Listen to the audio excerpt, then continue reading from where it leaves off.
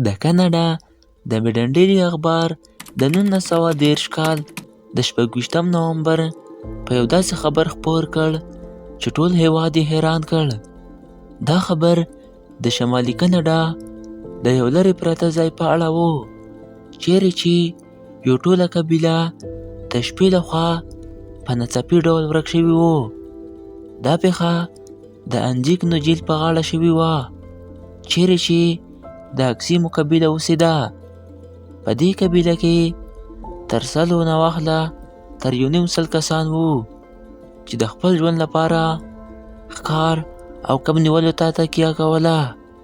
دا سیمه ډېره ویرانه وه او د سختې یخنۍ له امله هلته لږ خلک اوسېدل، خو ځینې ښکاریان کله کله د ښکار لپاره دې ځای ته تلل.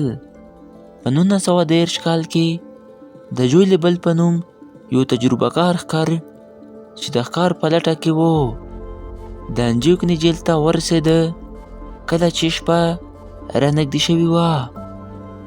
لومړی پرېکړه وکړه چې د اکسیمو قبیلې سره شپه تېره کړي ځکه چې دا قبیله د میلمنه پالنې لپاره مشهوره وه. خو کله چې هغه کلي ته ورسېده نو هلته یو عجیب خاموشي وه. هغه شورماشور، د ماشومانو خندا او د سپو غپا چې تل به یې اورېده نه وه. کله چې هغه کلي ته ننوت نو حیران شو. ټول کلی خالي و.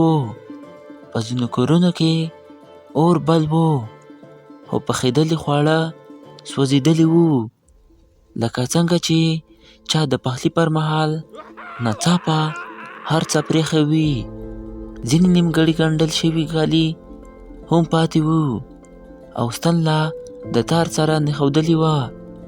د قبیلې سپي وږي تږي تړل پاتې وو خو هیڅوک نه و چې هغوی ته خواړه ورکړي.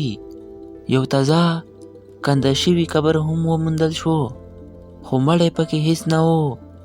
تر ټولو عجیبه دا وه چې د برف په سطحه هیچا د تلو راتلو نښې نه وې.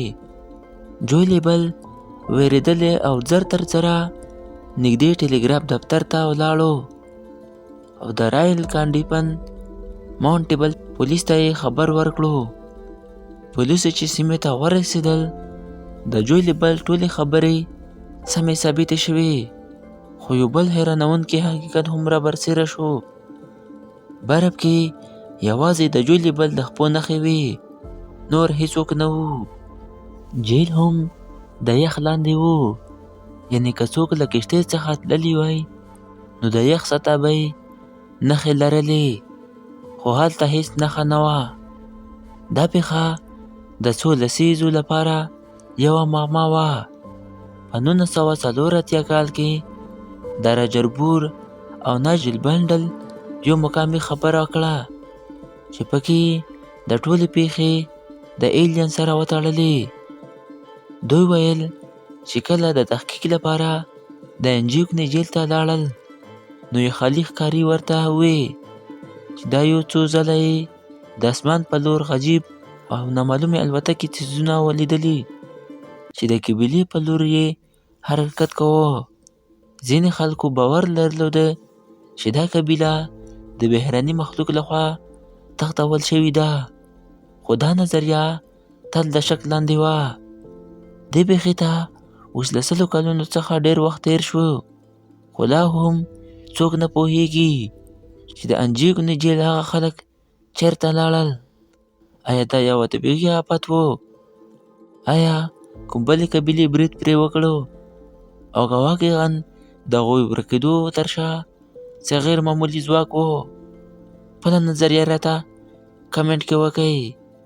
که په چینل نوي وئ چینل در سره سبسکرایب کړئ، ویډیو در سره لایک کړئ او خپله نظریه راته په کمنټ کې ضرور کړئ. اوس ماته راکړئ اجازت. د الله په امان.